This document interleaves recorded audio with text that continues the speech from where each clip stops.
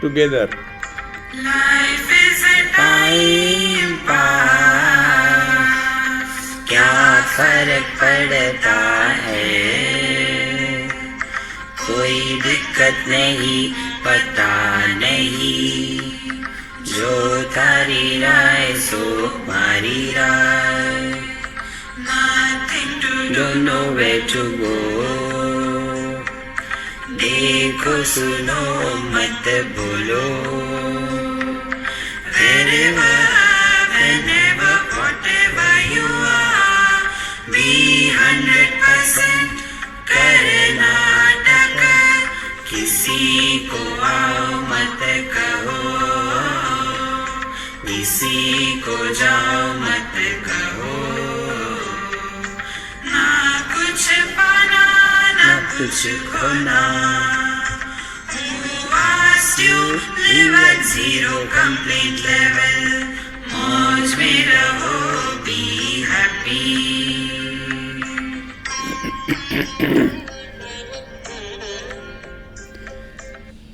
श्री कृष्णा श्री कृष्णा श्री कृष्णा श्री कृष्णा। गुरुर्ब्रह्मा गुरुर्विष्णुः गुरुर्देवो महेश्वरः, गुरु साक्षात् परं ब्रह्म, तस्मै श्री गुरवे नमः, तस्मै श्री गुरवे नमः। श्रद्धा भक्ति ध्यान योगान् मुमुक्षोः मुक्तेर्हेतून् वक्ति साक्षात् श्रुतेर्गीः, यो वा एतेष्वेव तिष्ठत्यमुष्य मोक्षो अविद्या कल्पितान् देहबन्धात्। अध्यात्म यह सर्वश्रेष्ठ भाग है हमारे जीवन का। दूसरे दो और भाग है, एक है धर्मशास्त्र और दूसरा है उपासना शास्त्र। धर्म का तात्पर्य हम जगत में ऐसे रहे कि हम किसी के लिए समस्या ना हो और कोई हमारे लिए समस्या ना हो, ये धर्मशास्त्र है। इसका प्रभाव क्या होगा? हमारा अंतःकरण शांत प्रसन्न रहेगा। फिर आता है उपासना शास्त्र। उपासना शास्त्र किसी लिए? ताकि हम अपने आप को बिजी रखें।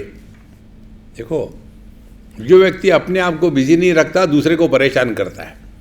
इसीलिए आप ये लोगों में चले जाओ जो पुष्टि मार्ग के होते हैं, गुजरात में इसका ज़्यादा प्रभाव है। जितने बुढ़ाऊ लोग होते हैं तो वो घर में परेशानी करते हैं, तो वो वहाँ क्या करते हैं, पुष्टि मार्ग में ये जितनी भी बूढ़ी माताएं हैं ये चली जाती है मंदिर में। जा कर के वहाँ इतने सारे फूल आएंगे, फिर फूलों को ठीक से साफ़ करना है, फिर उसकी माला बनानी है, और इकट्ठी बैठती है, अपनी अपनी बहुओं की गालियाँ निकालती है, और वहाँ कम से कम उस समय तो घर में शांति है। देखो, तो कर्माणि चित्त शुद्धर्थम, अंतःकरण शुद्ध हो, उपासना के द्वारा हम मन को एक जगह में लगाने का प्रयत्न करें। उसके बाद आता है ब्रह्म विज्ञानम मुक्ते। यही बात यहाँ कहते हैं, श्रद्धा जब तक के हृदय में श्रद्धा नहीं होगी तब तक के हम किसी कार्य के लिए प्रवृत्त नहीं होते। भक्ति जब हमारे मन में श्रद्धा होगी तभी हमारे मन में भक्ति प्रकट हो सकती है, और भक्ति को प्रकट होने का मार्ग है उपासना। तो उपासना क्रियात्मक है। जप करो, पूजा करो, मंदिर में जाओ, चारों धाम की यात्रा करो, ये सब क्रियात्मक है। लेकिन जो भक्ति है ये भावात्मक है। देखो, जैसे लड़का लड़की से प्रेम करता है, क्रिया है, लेकिन माँ का बच्चे के प्रति प्रेम होता है, यह भाव है। तो श्रद्धा भक्ति, फिर ध्यान योगात। और ध्यान क्या है? ध्यान से सुनना। ध्यान माने हम हमेशा जागृत रहे कि हमको इसी जन्म में अपने माध्यम से प्रभु को प्रकट होने देना है। और उसके लिए सब कुछ हो रहा है। देखो, जैसे हम अभी जिनके यहाँ रहते हैं, तो जब हम आने वाले होते हैं तो फिर वो अपने घर को साफ सफाई करके रखेंगे, इसी बहाने घर साफ हो जाता है। देखो, और फिर जहाँ हमको रहना उस कमरे को ठीक करेंगे, उसके बाद उसके ऊपर बढ़िया बिस्तर होगा और फिर बढ़िया चद्दर होगी, सब कुछ टिप टाप। क्यों? कि कोई अपना आ रहा है। इसी प्रकार से प्रभु को अपने हृदय में प्रकट करने के लिए अपने हृदय का निर्माण करना है। उसके लिए कहते हैं ध्यान योगाद, मन हमारा दुनिया में ना भटके। देखो महाराज, अच्छा, ऐसा जो मुमुक्षु है, मुक्ते है हेतु वंक्ति श्रुति, तो शास्त्र हमको कहते हैं कि मुक्ति का कारण क्या है, ये बात है श्रद्धा भक्ति ध्यान योग। फिर यो वा एतेषु एव तिष्ठति अमुष्य, जो इन चारों को अपने जीवन में उतारता है उसको मोक्षो अविद्या कल्पिता देह बंधात, फिर हम निश्चित रूप से देहात्म भाव से मुक्त हो गए। देखो, ये बहुत बड़ी महत्व की बात है, ठीक से समझो महाराज। बिना देहात्म भाव के हम जिंदा नहीं रह सकते। हम आपके साथ बात कर रहे हैं देहात्म भाव के बाद, आप हमको देख रहे हैं, सुन रहे तो नहीं कह सकता मैं, आप हमको देख रहे हैं देहात्म भाव के साथ ही, तो इसकी तो उसको ना कहने की असंभावना है। बिना देहात्म भाव के आप जी नहीं सकते। फिर क्या करें? एक ही बात करनी है, देहात्म भाव को सत्य मानना छोड़ दे, और कुछ नहीं करना है। और ये कब हो, कैसे होगा? केवल चिंतन के द्वारा, दूसरा कोई मार्ग नहीं इसके लिए। देखो, जैसे कैसे चिंतन करें? क्या हमारे कारण देह है कि देह के कारण हम है? करो चिंतन, तब अपनी ही अनुभूतियों का विश्लेषण करेंगे। सपने में हम इस देह के साथ तादात्म्य नहीं करते, सपने में अन्य देह होता है, माने हमारे होने के लिए ये देह के साथ तादात्म्य होना आवश्यक नहीं। सुषुप्ति में भी हम देह के साथ तादात्म्य नहीं रखते, फिर भी हम होते हैं, माने देह के कारण हम नहीं, हमारे कारण देह है। देखो, तो जैसे हम अपने गाड़ी को ठीक रखते हैं, साफ सफाई करते हैं, उसको बिल्कुल मेंटेन रखते हैं, क्योंकि हमको उसका उपयोग करना है, इसी प्रकार से देह का ध्यान रखे, ख्याल रखे, सब कुछ करे। लेकिन ये सब करते समय जैसे हमको पता है गाड़ी से मैं अन्य हूं, कहने के लिए तो कहेंगे भाई ये किसकी गाड़ी है? मेरी गाड़ी है, लेकिन मैं गाड़ी हूं ये भाव नहीं होता। इसी प्रकार से धीरे धीरे समझदारी से यह बात आ सकती है कि मोक्षः अविद्या कल्पित देह बंधात, तो अविद्या के कारण ही हमने अपने आप को देह मान लिया है। और अविद्या का अर्थ हमने कई बार बताया है, अविद्या का अर्थ अज्ञान का अभाव नहीं, ज्ञान का अभाव नहीं हो सकता, ज्ञान सत्स्वरूप है। तो अविद्या या अज्ञान का अर्थ हो गया ज्ञान में अपूर्णता है। अपूर्णता का कारण यही है कि हम जिस माध्यम से प्रकट हो रहे हैं वो माध्यम अपूर्ण है। यदि कोई कहे कि मैं तो केवल लाल से लेकर के वायलेट तक यही रंग को स्वीकार करता हूं, इसके परे लाइट वे है ही नहीं, तो वो व्यक्ति अविद्या में फंसा है, माने अपने इंद्रिय मन बुद्धि के माध्यम से जो ज्ञान प्राप्त होता है वही सब कुछ है, ऐसा मानना और उसी को लेकर के चलना, इसको कहते अविद्या। देखो, तो यदि हम इसके परे चले जाए तो सुषुप्ति में हमारे इंद्रिय मन बुद्धि देह किसी का कोई मतलब नहीं, फिर भी होते हैं ना। देखो, यदि हमने वेदांत सुना है और पचाया है तो क्या होगा? अपने मृत्यु की कल्पना भी नहीं होगी। किसी के भी मृत्यु की वार्ता सुनने के बाद यदि मन में ये आया, लगता है अपना भी नंबर लगने वाला है, तो आज तक आपने जो वेदांत का श्रवण किया वो सब गंगा जी में बह गया। देखो, एक हमारे बूढ़े मित्र थे, बम्बई की बात है, बहुत पुरानी, 40-50 साल के पहले हो गए। तो हमको कहीं ले गए, कोई मरा था, बोले स्वामी जी आप चलो।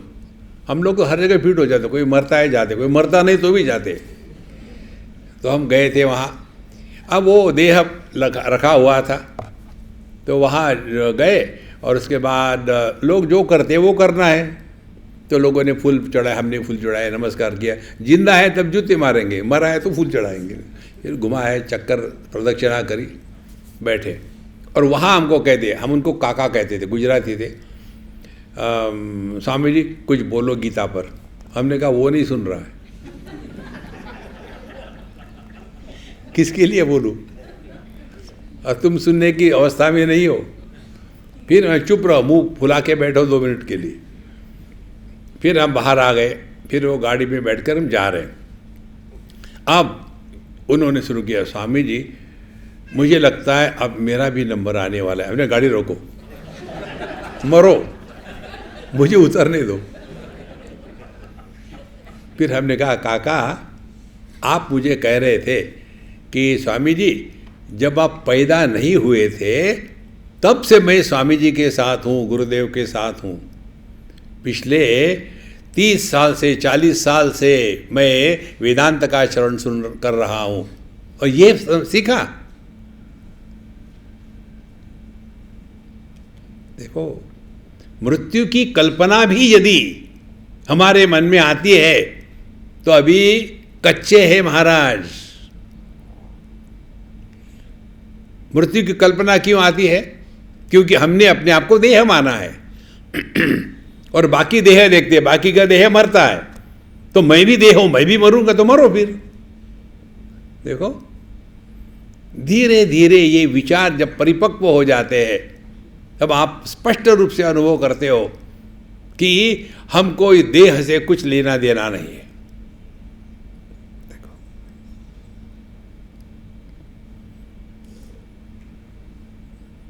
इसका मतलब ये नहीं है कि बाबा जी बन गए, नहीं, बाबा जी ज्यादा फंसे रहते देह में। देखो, इसीलिए संतो ये जो अविद्या कल्पिता देह बंधात, हमने अपने आप को अविद्या के कारण मान लिया है कि हम देह है, हम देह नहीं है। इसी से हमको मुक्त होना है। यहाँ गुरु महाराज कहते हैं, अज्ञान योगात् परमात्मनस्तव ह्यनात्मबंधस्तत एव संस्कृति तयोर्विवेकोदितबोधवन्निः अज्ञान कार्यम प्रदहेत समूलम। कहते हैं कि अज्ञान योगात् परमात्मनः तव, गुरु महाराज शिष्य को परमात्मा कह रहे कि हे परमात्मन, अज्ञान के कारण, अज्ञान का क्या हो गया कारण? अज्ञान माने इंद्रिय मन बुद्धि से प्राप्त ज्ञान को अज्ञान कहते हैं। इसमें ये इंद्रिय मन बुद्धि की जो परिच्छिन्नता है उसी को सब कुछ मान लेना, यही तो अज्ञान है। लेकिन असल में हम कौन है? परमात्मा। इसीलिए अज्ञान योगात् परमात्मनः तव ही अनात्म बंधः, और इसीलिए तुमने अपने आप को अनात्मा देह के साथ अपने आप को बांध के रखा है। देखो, और जो आदमी जितना देह के साथ बंधा रहता है ना, वो इतना दुनिया में उलझता है। दुनिया में 2 प्रकार से आदमी उलझते हैं। भगवान कृष्ण 3रा अध्याय, अर्जुन का प्रश्न ये था, अथ केन प्रयुक्तोयम पापम चरति पुरुषः अनिच्छन्नपि वार्ष्णेय बलादिव नियोजितः। हे भगवान, ये बताइए आदमी गलत मार्ग से क्यों जाता है न चाहते हुए भी? जैसे आप लोगों का भी अनुभव होगा, न चाहते हुए भी हम गुस्सा करते हैं और उल्टी सीधी बोल देते हैं, मालूम है इसके द्वारा उसको दुख हो रहा है, फिर भी करते हैं। बाद में भी पछतावा, आई डोंट नो मुझे क्या हो गया था, मैंने तुमको ऐसा क्यों कह दिया। क्यों होता है ऐसा? देखो, इसका एक ही कारण भगवान बताते हैं कि काम एष क्रोध एष रजोगुण समुद्भव महाअशनः महापाप्मा विद्धेनमिह वैरिणम। इसका एक ही कारण है, हम कामना के द्वारा प्रभावित होते हैं। और जब हमने अपने आप को देह माना है तो अपूर्ण हो गए।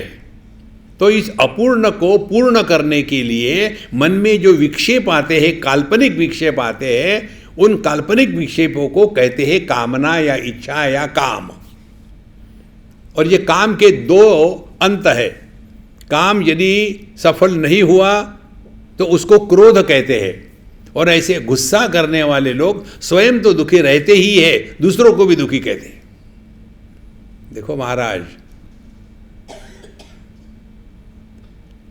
एक हमारी अमेरिका में लड़की है और वो कुछ सॉफ्टवेयर लिख रही थी,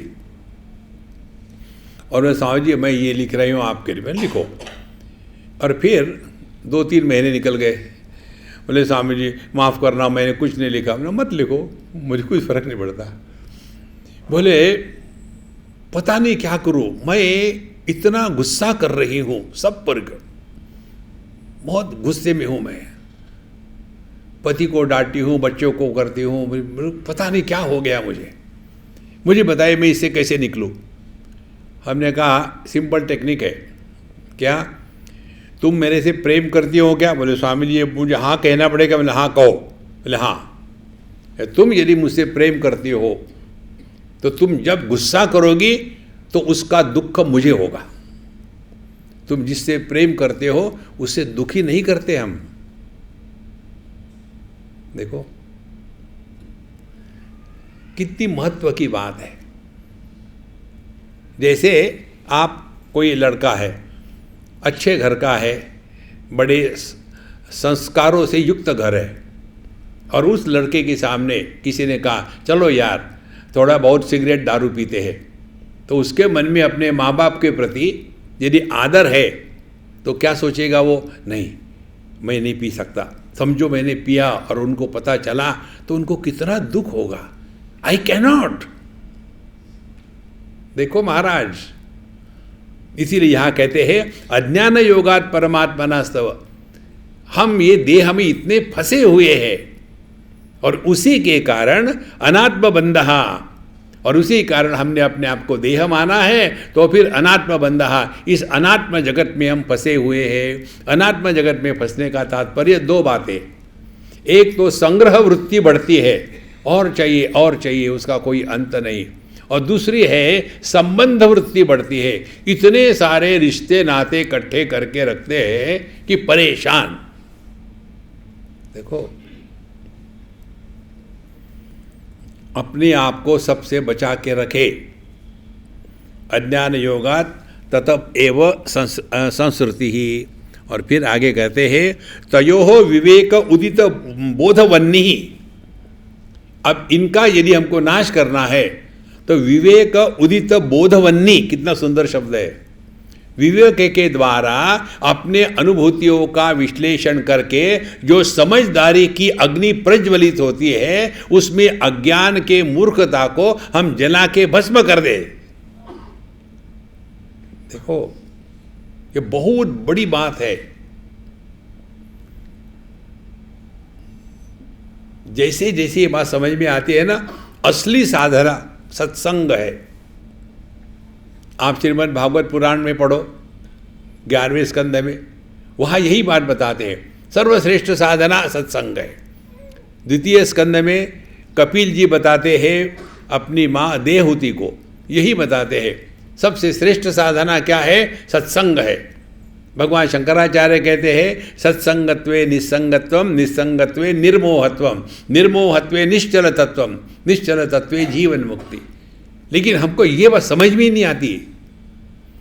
मंदिरों में जाएंगे, घंटी बजाएंगे, नमस्कार करेंगे, सब कुछ करो, लेकिन वास्तविक है सत्संग। क्योंकि जितनी समस्या है वो गलत फहमी की है, अज्ञान की है, और अज्ञान का नाश केवल विवेक से ही हो सकता है। देखो संतो, अवधूत गीता के प्रथम में ही एक श्लोक आता है, ईश्वरानुग्रहात् एव पुंसाम अद्वैत वासना महद भय परित्राणात् विप्राणाम उपजायते। परमात्मा का अनुग्रह हम पर हो गया कि नहीं हो गया कैसे पता चलेगा? देखो, तो ईश्वरानुग्रहात् एव पुंसाम अद्वैत वासना, अब आप इस अद्वैत के सत्संग में कूद पड़े हो तो भगवान की जो कृपा होती है ना, हम सब पर हो चुकी है। अब आगे हमको बढ़ाना है। आप कुछ करो या ना करो कोई फर्क नहीं पड़ता। जो कुछ करना है सत्संग के द्वारा अपनी जो गलत धारणाएं हैं उन धारणाओं को हमको समाप्त करके, ध्यान से सुनना, सभी गलत धारणाओं को समाप्त करके नई धारणाओं का निर्माण नहीं करना। देखो, योग में चले जाओ, पहली धारणा, मैं बड़ा भोगी था, अब मैं योगी हो गया हूं। पहले मैं मांस खाता था, अब मैं घास खाता हूं। पहले मैं सिनेमा देखता था बड़े बड़े थिएटर में जाकर के, अब मैं घर में ही देखता हूं। देखो, ये मैं ज्यों का त्यों है। गलत धारणाओं को मिटा करके नई धारणा का निर्माण नहीं करना, यह है अध्यात्म। आप देखेंगे कहीं कितनी जगह रोज के अपने व्यवहार में समझ में आता, पहले मैं कभी मंदिरों में नहीं जाता था स्वामी जी, आजकल मैं मंदिरों में जाता हूं। अरे यार, ये मैं का प्रॉब्लम है। हमको मैं को मुक्त नहीं करना, हमको मैं से मुक्त होना है।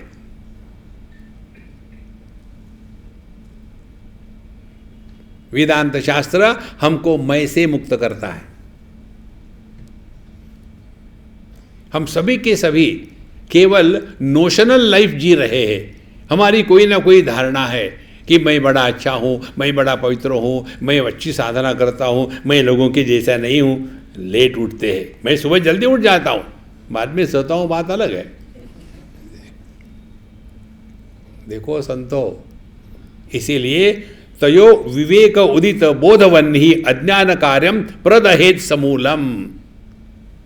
तो ये अज्ञान का कार्य क्या है? अज्ञान का कार्य यही है कि हमने अपने आप को सबसे अलग मान के रखा है। द्वितीयात् वै भयम भवति, उपनिषद कहती है। जहां द्वैत को सत्य माना है वहां दो तीन बातें होती है। एक तो द्वैत को सत्य मानने के कारण अन्य के कारण मन में कामना होती है, इच्छा होती है, ये मुझे चाहिए या ये नहीं चाहिए। फिर ये कामना का जो रूप है या तो क्रोध में परिवर्तित होगा या लोभ में परिवर्तित होगा। देखो, और अन्य के कारण मन में भय निर्माण होता है। द्वितीयात् वै भयम भवति। ये जो तीन बातें हैं, काम क्रोध लोभ इकट्ठे और भय, यही तो संसार है। सुषुप्ति में इन चारों का अभाव है। वहां काम नहीं, क्रोध नहीं, लोभ नहीं, भय नहीं, क्योंकि वहां हमने अपने आप को देह मानना छोड़ दिया है। जागृत में हम क्या करते? पहले मैं पीता था मदिरा, अब मैं दूध पीता हूं। अरे प्रॉब्लम वो मैं का है, और ये मैं का जन्म होता है परिच्छिन्नता के साथ तादात्म्य करने से। इस परिच्छिन्नता का त्याग करना ये केवल समझदारी से हो सकता है। इसीलिए जो आत्महत्या करते हैं या जो ज़्यादा लंबा जीना चाहते हैं, दोनों की एक ही भ्रांति है। एक सोचता है देह को मार डालेंगे तो मैं मुक्त हो जाऊंगा, देहात्म भाव। दूसरा सोचता है मैं लंबी उम्र जीऊंगा, तो क्या करोगे? केवल विवेक के द्वारा ही हम सभी दुखों से परे जा सकते हैं। देखो, और विवेक उत्पन्न होता है सत्संग से। देखो, इसलिए अज्ञान कार्य प्रदहेत समूलम। अब इसके पश्चात विद्यार्थी प्रश्न पूछता है, कृपया श्रूयतां स्वामिन् प्रश्नोऽयं क्रियते मया तदुत्तरमहं श्रुत्वा कृतार्थस्यां भवन्मुखात्। हे गुरु महाराज, कृपया श्रूयतां स्वामिन्, अयं प्रश्नः मया क्रियते, मेरे द्वारा जो प्रश्न किया जाएगा, हे भगवान कृपया इसको सुनो और उसका मुझे उत्तर दीजिए कि आपके उत्तर से तद उत्तरम अहम श्रुत्वा, मैं कृतार्थ हो जाऊंगा। देखो, आपका ये अनुभव जरूर होगा। स्कूल में इत्यादि 2-4 टीचर होते हैं, आजकल पता नहीं क्या होता है। तो कोई कोई टीचर से हम लोगों का क्लिक हो जाता है और कोई कोई टीचर से दुश्मनी होती है। देखो, एक को मैंने पूछा था, स्टूडेंट आया था कि यार तुम जब छोटे थे तो स्कूल में संस्कृत नहीं पढ़े क्या? बोले स्वामी जी मैं आपको सच सच बताऊंगा। बताओ क्या है? बोले मैंने कसम खाई थी मैं संस्कृत नहीं पढ़ूंगा। अब तुम यहाँ तो पढ़ना पड़ेगा। बोले यहाँ अब तो पढ़ता हूँ मैं, वहाँ क्यों कसम खाई थी? फिर उसने बताया, जो संस्कृत के टीचर थे उसका मेरे साथ पता नहीं क्या दुश्मनी थी। हर क्लास में मुझे पनिशमेंट देते थे और पनिशमेंट भी बड़े विचित्र। कहते थे उधर चले जाओ, दीवार के साथ मुंह करके खड़े हो जाओ। तो दीवार के साथ चिपका और खड़ा हुआ, हाथ साइड में करो, मैं हाथ ऐसा कर देता था। फिर पीरियड होता था 35 मिनट का, 35 मिनट तक मुझे ऐसा क्रूसीफाई करके रखते थे हर क्लास में। तो मैंने जीवन में कसम खा ली थी मैं पागल हो जाऊंगा, संस्कृत नहीं पढ़ूंगा। देखो, जिसके प्रति हमारे मन में आदर नहीं होता उससे हम कुछ सीखना नहीं चाहते। इसी के कारण आपके बच्चे आपकी बात मानते नहीं। देखो महाराज, उनको मालूम है आपकी असलियत, जन्म से जानते हैं। तो यहाँ कहते हैं कि कृपया श्रूयतां स्वामिन् प्रश्नोऽयं क्रियते मया तदुत्तरम अहम श्रुत्वा कृतार्थस्याम भवन मुखात्। आपके मुख से ये उत्तर सुन करके मैं अपने आप कृतकृत्य कृतार्थ मानूंगा। ये कौन कहेगा? जिसके मन में अपने आचार्य के प्रति श्रद्धा है वही कहेगा, आदर है वही कहेगा। देखो महाराज, यहाँ 2 बातें स्पष्ट समझ लेना। एक बात, अध्यात्म में 2 प्रकार के लोग होते हैं। एक तो शिष्य होते हैं और दूसरे भक्त होते हैं। शिष्य वो होते हैं कि जो सत्संग में जाते हैं अपने को बदलने के लिए, अपने में परिवर्तन लाना है। भक्त वो होते हैं कि जिनके कारण महात्माओं को बदलना पड़ता है। तो भक्तों के साथ रहना ये महात्माओं की आध्यात्मिक साधना है। देखो, मुझे पहले मालूम नहीं था, जब मैं नया था ना इस प्रोफेशन में, तो ये माताएं ऐसी सोचती है कि मैंने कभी खाना खाया ही नहीं, इतना सारा दे देगी। और पहले भ्रांति तो रहती ही है कि थाली में खाना नहीं छोड़ना चाहिए, अन्न परब्रह्म है, उसको वेस्ट नहीं करना चाहिए। और ये अपनी डाली जा रही। और मध्य प्रदेश फूटने का समय आता, तो मैंने कुछ महीनों सालों तक तो सह लिया। हमने कहा इसे करें क्या, कैसे करें? उसके बाद में खाना खाते समय किसी भी व्यंजन की तारीफ नहीं करता। गलती से कर दी फिर और लो, फिर मुझे कहना पड़ता है इतना अच्छा नहीं है, इतना ही था अच्छा है। और फिर एक और ऐड कर लिया हमने, क्या है, जितना खाना है वो खाते, बाकी छोड़ देते हैं। देखो, ये भक्त लोग जो होते हैं ना, ये अपनी मनवाते हैं, वो स्वयं बदलने को तैयार नहीं। और जो शिष्य होते हैं वो स्वयं को बदलने के लिए जाते हैं। इसीलिए यहाँ कहते हैं कि कृतार्थस्याम भवन मुखात्, मैं आपसे सुन करके अपने जीवन के कृतकृत्य करूँगा। अब ये जो प्रश्न है 51वें श्लोक का, ये बहुत ही बड़ी बात है, इतना सुंदर है, उसमें सब कुछ आ गया। इसके अगला जो ग्रंथ है ये इसी 51वें श्लोक का विस्तार है। इसमें शिष्य प्रश्न पूछता है, को नाम बंधः कथमेष आगतः कथम प्रतिष्ठास्य कथम विमोक्षः, को सावनात्मा परमक्क आत्मा तयोर्विवेकः कथम एतद उच्यताम। 8 प्रश्न पूछे। देखो, कहते हैं को नाम बंधः, बंधन, बंध किसको कहते हैं कि हम बंधन में हैं? लगता तो नहीं, कहाँ बंधन में है। को नाम बंधः कथमेष आगतः, कहाँ से आया है बंधन। उसके बाद कथम प्रतिष्ठा से, अच्छा आ गया, टिकता कैसे है, जाता क्यों नहीं? क्योंकि दुनिया में जो आता है वो जाता है, ये जो बंधन है ये जाता क्यों नहीं। कथम प्रतिष्ठा से कथम विमोक्षः, और ये बंधन से मोक्ष कैसे हो सकता है। आगे कहते हैं कोसावनात्मा, अनात्मा, अनात्मा आप कहते हो, अनात्मा कौन है, किसको कहते हैं अनात्मा, और परमक का आत्मा और परमात्मा क्या है। आगे कहते हैं तयोः विवेक, तो ये आत्मा अनात्मा विवेक कथम, किस प्रकार से करे, एतद उच्चताम। देखो कितना स्पष्ट और सुंदर प्रश्नों का पूरी की पूरी क्वेश्चन पेपर दे दिया गुरु को। इस श्लोक को एकदम कंठस्थ करो, हो सके तो हमारे बात कहो, को नाम बंधः कथमेष आगतः कथम प्रतिष्ठास्य कथम विमोक्षः को सावनात्मा परमक्क आत्मा तयोर्विवेक कथमेतदुच्यताम्। तो गुरु महाराज हमको ये सब बातें बताओ, और इसके विस्तार में ही यह पूर्ण ग्रंथ है। हम बंधन बंधन कहते तो है, लेकिन बंधन किसको कहते हैं, क्या है बंधन।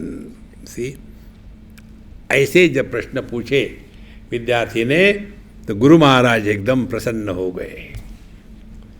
ये नहीं पूछा देखो मैं मम्मी ऐसे पापा यूजलेस। एक लड़का था, बम्बई की बात है, वो मेरे पास आया, बोले स्वामी जी मैं भी आपके जैसे ही इस मार्ग पर, संन्यास के मार्ग पर चलना चाहता हूँ। चलो। बोले नहीं, मैंने 2-4 लोगों को पूछ लिया है, उन्होंने मुझे दोनों के विस्तार से बताया है, संन्यास मार्ग की अच्छाई बुराई और गृहस्थ धर्म की अच्छाई बुराई। आप मुझे बताइए फाइनली मैं क्या करूं। हमने कहा शादी कर लो। बोले आपने एकदम बोल दिया शादी कर लो, कुछ बताया नहीं विस्तार से। हमने कहा कि तुम बाकी का विचार सुनने के लायक नहीं हो। जो संन्यास के मार्ग पर चलता है वो पब्लिक का ओपिनियन लेकर नहीं चलता। जो आत्महत्या करता है वो पूछता है क्या, एक्सक्यूज मी मुझे आत्महत्या करने की करूँ क्या, can you suggest me how, गले से लटकूँ क्या। लेकिन गले से लटकूंगा तो सफोकेशन होगा, फिर क्या कमर से लटको। देखो महाराज, जो व्यक्ति अपने जीवन में स्वयं के निर्णय नहीं ले सकता, he is good for nothing. Then what he should do, married.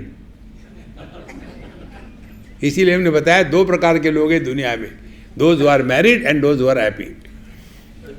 तो ऐसे जब प्रश्न पूछा विद्यार्थी ने, तो गुरु महाराज बड़े प्रसन्न हो गए। धन्योसी कृतकृत्योसी पावितम ते कुलम त्वया यद अविद्या बंध मुक्त्या ब्रह्मी भवितुमिच्छसि।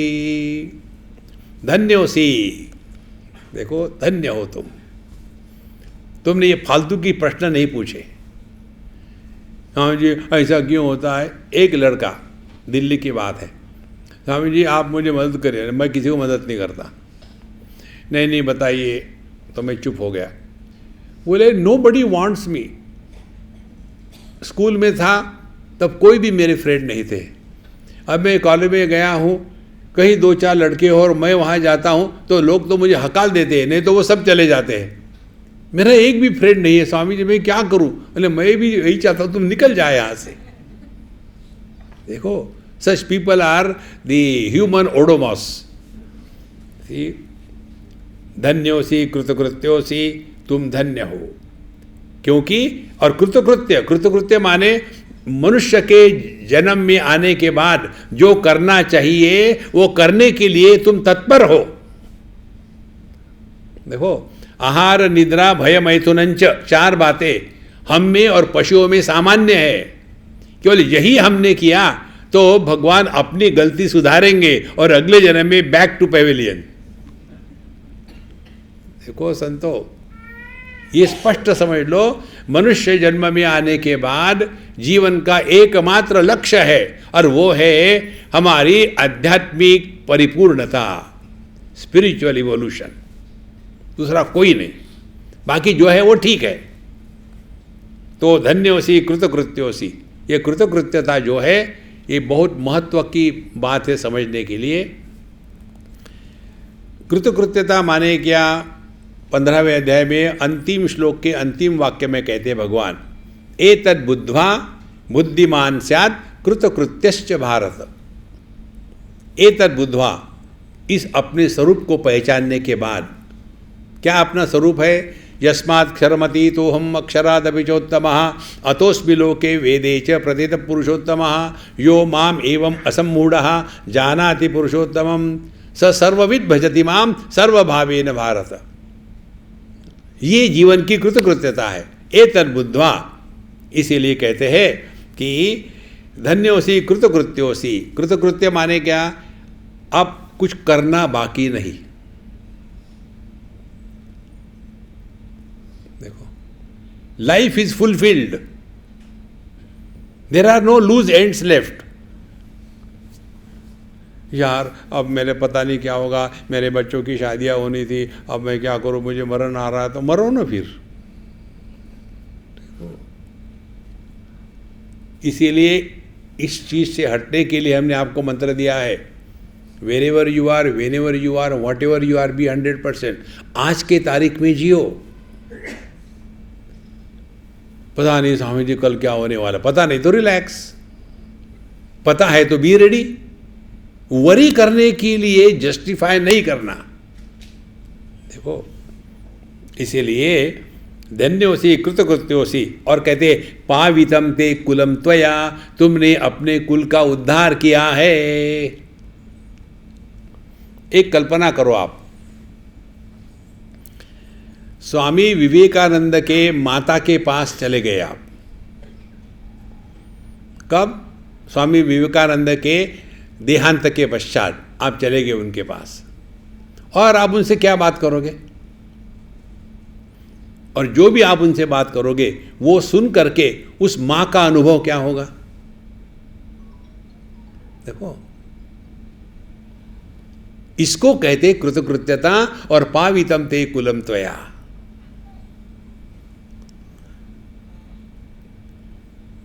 कितनी सूक्ष्म बात है ये। हमारे माँ बाप, हमारे गुरुजन, हमारे समाज के श्रेष्ठ व्यक्ति हमारे बारे में सोच करके प्रसन्न होवे, यही तो मनुष्य के जीवन की परिपूर्णता है। नहीं तो मालूम है, अब कोई भी पॉलिटिशियन ले लो, आपको किसी ने बताइए पॉलिटिशियन है, आपके मन में क्या भाव आते? आ गया चोर। देखो, ऐसा नहीं कि सभी खराब होते, लेकिन जहाँ ये लेबल आ गया कि बस बकवास है। इसीलिए धन्योसी कृतकृत्योसी पावितम ते कुलम त्वया, और यद अविद्या बंध मुक्त्या ब्रह्मी भवितुमिच्छसि। क्यों ऐसा हुआ है पावितम ते कुलम त्वया? क्योंकि तुम इस अविद्या के बंध से मुक्त होकर के ब्रह्मी भवितुमिच्छसि, अपने जीवन को परिपूर्णता में मिलाना चाहते हो। देखो कितनी महत्व की बात है। भगवान शंकराचार्य की समाधि कहीं नहीं है। समाधि तो तब होगी ना जब कुछ पीछे बचा रहेगा। हमारे उपनिषद में आता है कि जिस प्रकार से एक घट टूट जाता है तो वो घटाकाश है। घट को टूटने के बाद ही महाकाश होता है क्या? अत्र ब्रह्म समश्नुते न तस्य प्राणा उत्क्रामंती। ऐसे साधु संतों के, ऐसे ज्ञानियों के प्राण निकल नहीं जाते। अत्र ब्रह्म समश्नुते, जब देह में है तभी वो पर अपने स्वरूप के साथ निष्ठावान है। तो देह रहे या जाए क्या फर्क पड़ता है? लेकिन ये यदि चक्कर हो कि मेरे मरने के बाद मेरी समाधि होनी चाहिए, फिर लोग आकर के वहाँ पूजा करेंगे, ब्रह्म सत्यम जगन मिथ्या इसको स्वीकार किया है तो जगत में पीछे कुछ भी नहीं छोड़ना। एक उदाहरण बताते आपको कैसे समझ में गड़बड़ी होती है। हम देहरादून में थे, बहुत पुरानी बात है, और हमारा इंटरव्यू लेने के लिए एक जर्नलिस्ट आई और आकर के कहती है, स्वामी जी आपका इंटरव्यू लेकर के हमको हमारे न्यूज़पेपर में डालना है, तो मैं प्रश्न लेके आई हूँ, आपको छोड़ जाती हूँ, शाम को आऊँगी और फिर उसका उत्तर देना। हमने कहा मैं एक कागज़ दूसरी बार नहीं पढ़ता। तो क्या आप तैयार है? हमने कहा तुम तैयार हो गया? बोले हाँ मैं तैयार हूँ। लिखो, बोलो, शुरू करो। बोले पढ़ो, ने पढ़ता है, तुम पढ़ो, तुम्हारे हैंड राइटिंग है। उसने जो जो प्रश्न पूछे मैंने उत्तर देता गया।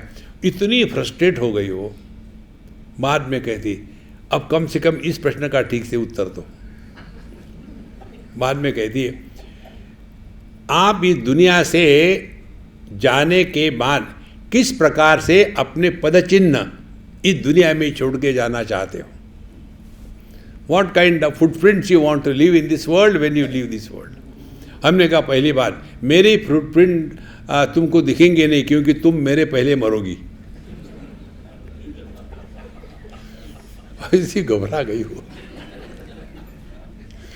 दूसरी बात, फुटप्रिंट्स उनके निकलते हैं जो कीचड़ में चलते हैं। आकाश में उड़ने वाले पक्षियों के पदचिन्ह कहीं नहीं होते। जब आप इस पक्के बैठे हो ब्रह्म सत्यम जगन मिथ्या जीवो ब्रह्म ही बना परा, तो क्या पीछे छोड़ना है? देखो महाराज,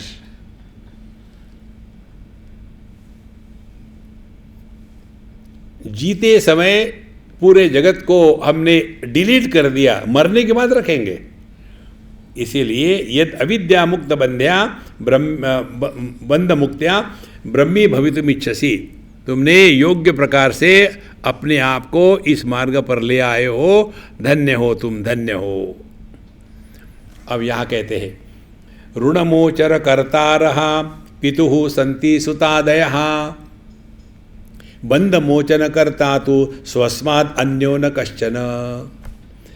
यदि हम पर बड़ा कर्जा है और मर गए तो बच्चे जो है वो कर्जे को चुकाएंगे। ऋण मोचन करता रहा पितुः सन्ति सुतादया, पितुः ऋण मोचन करता रहा, पिताजी के ऋण को मुक्त करने वाले बच्चे इत्यादि है। बंध मोचन करता तू, लेकिन हम जो बंधन में है स्वस्मात् अन्यहा न कश्चन, अध्यात्म के मार्ग पर प्रॉक्सी नहीं होती। कर्म में आप किसी को बैठा सकते हैं, आप अकेले हो, पत्नी समझदार थी मर के चली गई, तो फिर अब आपको करना है तो क्या करेंगे? तो पत्नी की जगह में सुपारी रखेंगे। देखो ये सुपारी देती है ना एक दूसरे को। हमको जब भी ये मराठी लोग करते हैं ना वो आरती, तो उसमें सुपारी लेते, मुझे दिमाग में ये आता है ये मुझे सुपारी दे रहे लेकिन मैं मरूंगा नहीं, डोंट वरी। देखो कहाँ फंसे हैं दुनिया में महाराज।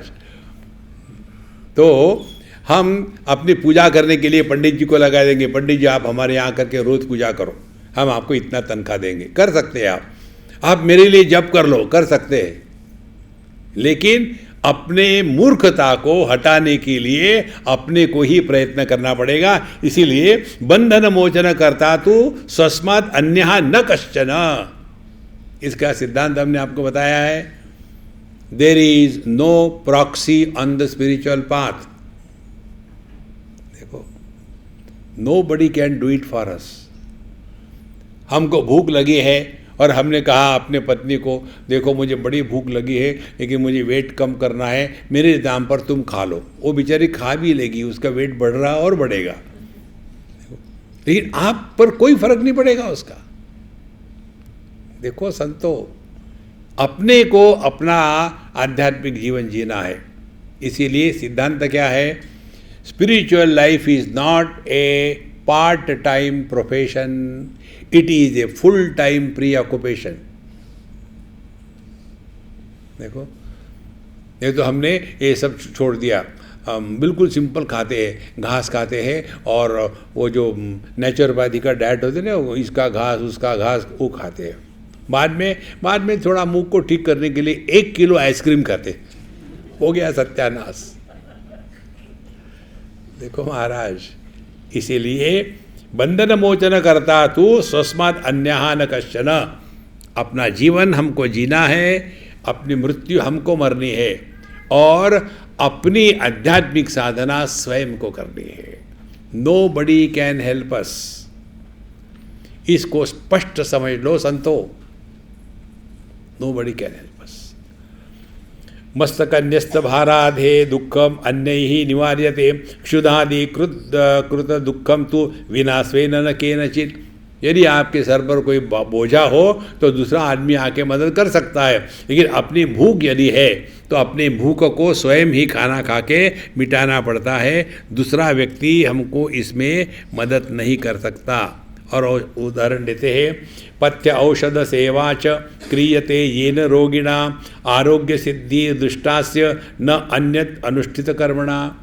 यदि किसी को बीमारी हो गई और उसने कहा कि भाई मुझे ये दवाई अच्छी नहीं लगती, आप मेरे नाम से ले लो दवाई, वो बेचारा ले भी लेगा, लेकिन उसके द्वारा आपके रोग की निवृत्ति नहीं होगी। कहने का तात्पर्य, हमको अपनी साधना स्वयं करनी है। और साधना क्या है? मौज में रहो, दुखी भी नहीं होने देते, दुखी रहो। जब कोई अन्य व्यक्ति प्रसन्न होता है तो हमको उसकी कंपनी कितनी अच्छी लगती है। यदि हम प्रसन्न हो गए तो हम अपने से बोर नहीं हो गए। हम अपने से इसलिए बोर होते हैं कि हम अपने आप से फ्रस्ट्रेट हो गए, पता नहीं क्या करो, ऐसा लगता है कि मर जाऊं, जाकर के मरो ना फिर। सी फ्रेंड्स, अपनी प्रसन्नता अध्यात्म की एक नाप है। देखो, जितने सहज आप प्रसन्न रह सकते हो उतने आप अपने स्वरूप के पास हो। किसी को पूछने की जरूरत नहीं, लेकिन वो भी हमको पूछते हैं। वृंदावन में एक अम्मा ने मुझे पूछा, वृंदावन में दिल्ली में, स्वामी जी मेरी मजाक मत उड़ाना, मेरा उदाहरण कहीं मत देना। ठीक है। और प्रश्न ये था, स्वामी जी मैं स्पिरिचुअलिटी में कहाँ तक आई हूँ? ठीक से खड़े रहो। फिर ऐसा देखा उसको मैंने, घुटने तक आई हूँ, और ऊपर ये प्रश्न कैसा है? ये ऐसा ही प्रश्न है कि मैंने खाना खाया, बताओ मेरा पेट भरा है कि नहीं। ये कोई रिडल है क्या? जैसे हमने खाना खाया तो पेट भरा है या नहीं भरा हमको ही पता है। इसी प्रकार से हम अध्यात्म के मार्ग पर अग्रसर हो रहे या नहीं हो रहे, ये अन्य को पूछने की जरूरत नहीं। Are you at peace with your self और नॉट?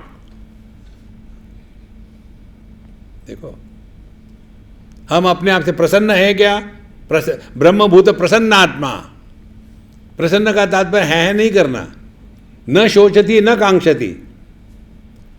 दुनिया भर की पुरानी मुर्दे उखाड़ उखाड़ करके आना, जब हम यहाँ थे, जब हम वहाँ थे। उसके लिए उत्तर क्या है? Who asked you? देखो, लेकिन आप तो बता रहे हैं ना, यहाँ का उदाहरण वहाँ का उदाहरण। हमने उन उदाहरणों से सीखा है। एक और महत्व का सिद्धांत आपको बताते हैं, जिस अनुभूति से हम सीखते हैं उसके संस्कार नहीं होते। संस्कार होते हैं राग द्वेष के रूप में। जैसे हमने बचपन में अग्नि को स्पर्श किया किसी कारण से, तो हमारा हाथ जल गया, तो हम में ये अग्नि के प्रति राग द्वेष के संस्कार निर्माण नहीं हुए, क्योंकि हमने उस अनुभूति से सीखा है कि अग्नि जलाता है। देखो, इसी प्रकार से इस जगत में यदि हम अपने हर एक अनुभूति से सीखेंगे तो आपके अंतःकरण में कोई भी संस्कार निर्माण नहीं होंगे। देखो, जैसे आपको पता है कि आपकी पत्नी खामोखाम गुस्सा करती है, पता है। अब आपने उसे सीख लिया, क्या? जब वो बोलती है तब आप चुप रहो, और जब वो चुप है तो आप मत बोलो, घर में शांति रहेगी। ओम शांति शांति शांति, क्योंकि आपने सीखा है। जब तो वो गुस्सा करती आप गुस्सा करो, ये गुस्सा करती वो गुस्सा करो, और बच्चा कहता है हाथ में चिट्ठी लेकर के, अच्छी मैच हो रही है। देखो महाराज, जीवन इतना सहज हो सकता है। एक ही सिद्धांत को पकड़ लो, अपने जीवन का हर एक अनुभव अपना गुरु है। गुरु को बाहर मत रखना कहीं लटका करके। जो व्यक्ति अपने अनुभूति से वो नहीं सीख सकता, वो किससे सीख सकेगा? उसके सामने साक्षात ब्रह्मा जी आकर के उपदेश करे तो उनके चारों मुंह थक जाएंगे, हम ज्यों के त्यों रहेंगे। इसीलिए पथ्य औषध सेवा च क्रियते येन योगी रोगिणाम आरोग्य सिद्धि दृष्टास्य न अन्यत अनुतिष्ठित कर्मणा। दूसरा हमारे लिए कुछ नहीं कर सकता। आगे कहते हैं, वस्तुस्वरूपम स्फुटबोध चक्षुषा स्वेनैव वेद्यम ननु पंडितेन चंद्रस्वरूपम निज चक्षुषैव ज्ञातव्यम अन्यै अवगम्यते किम। अनुभव अपने ही आपका अनुभव पूरा होता है। उदाहरण देते हैं, वस्तु स्वरूपम स्फुटबोध चक्षुषा।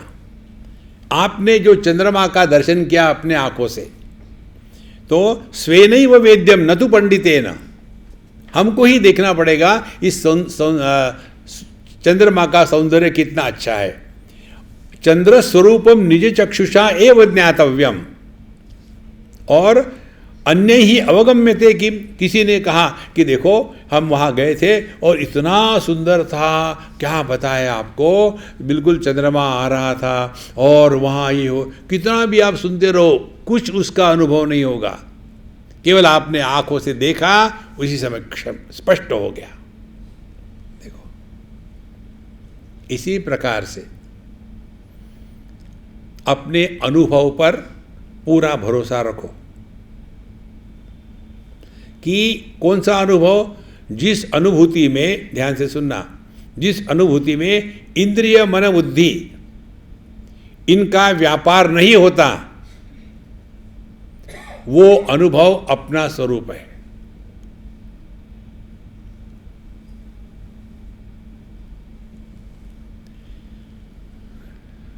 ना देखना है, ना सुनना है, ना चखना है, ना सूंघना है, ना स्पर्श करना है, ना बड़ा प्यार है, कुछ नहीं। देखो, इंद्रिय केवल शब्द स्पर्श रूप रस को ग्रहण कर सकते, मन केवल सुख दुख को ग्रहण कर सकता है, बुद्धि केवल कंसेप्ट को ग्रहण कर सकती है। परमात्मा ना तो विषय है, ना तो सुख दुख है, ना तो कंसेप्ट है। हम लोग भगवान का कंसेप्ट बना लेते हैं और उसी में फंस जाते हैं।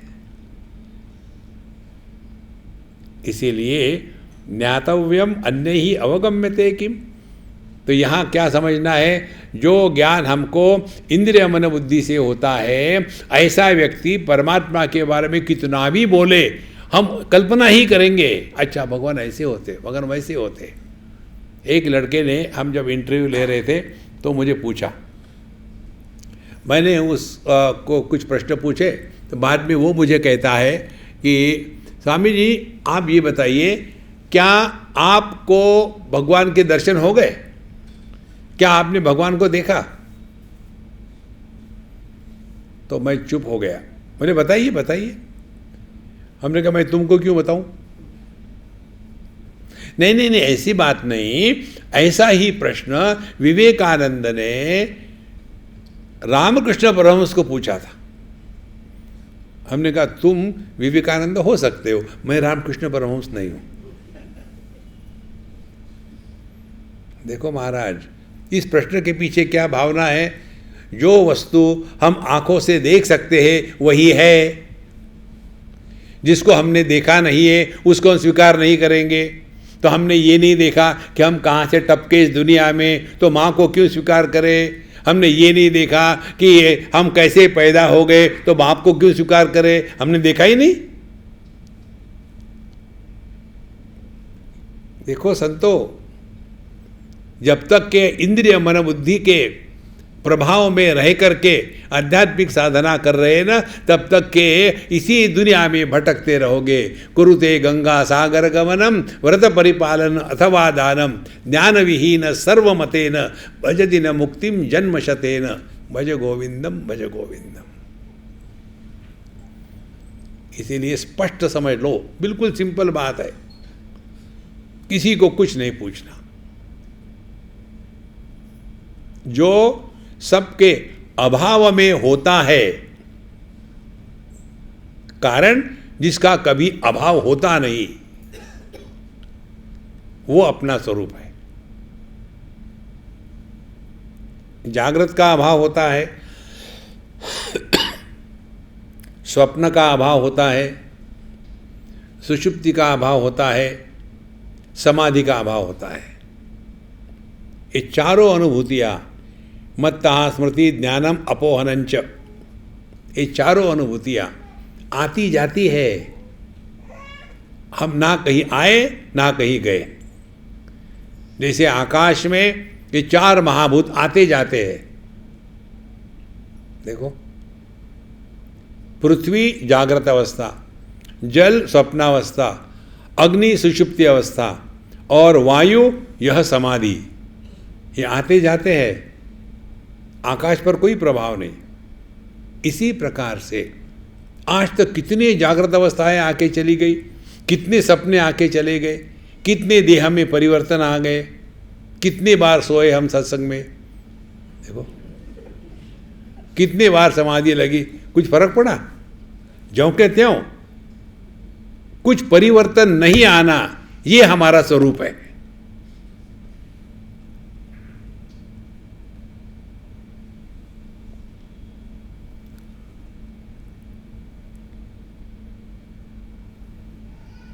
इसमें किया कुछ नहीं हमने,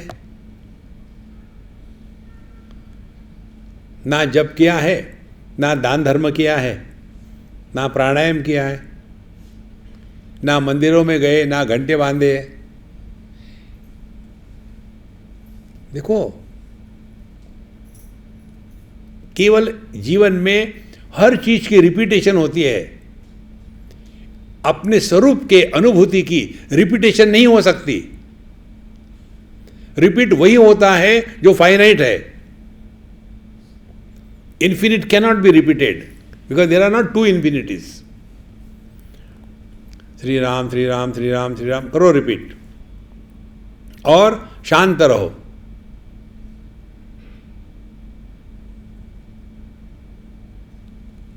यू कांट रिपीट,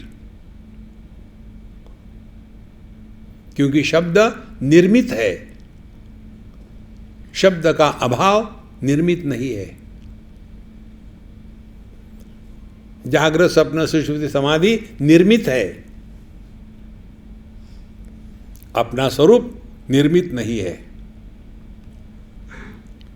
ये बात यहां कहते हैं, वस्तु स्वरूपम स्फुटबोध चक्षुषा। जब हमारी बोध चक्षु, जब हम अपनी अनुभूतियों का विश्लेषण करके पहचान सकते हैं इसमें से मैं कौन हूं,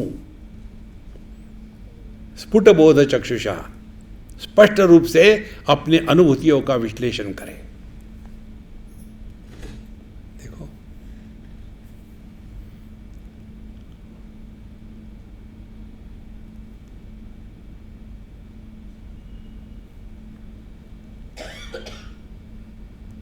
बुद्धि कुंठित हो जाती है। अगल बगल में हम किस देश में हैं, किस काल में हैं, किस वस्तु के साथ है, कौन हम, कुछ नहीं। और ये अनुभव जीवन में केवल एक बार आना है। ये हम भूलेंगे नहीं कभी। कारण यह स्मृति से नहीं आता। देखो, जैसे हम लोगों ने सीखा होगा तैरना, स्विमिंग, या साइकिल पे बैठना। एक बार आप तैरना सीख लो, जिंदगी में कभी नहीं भूल सकते आप।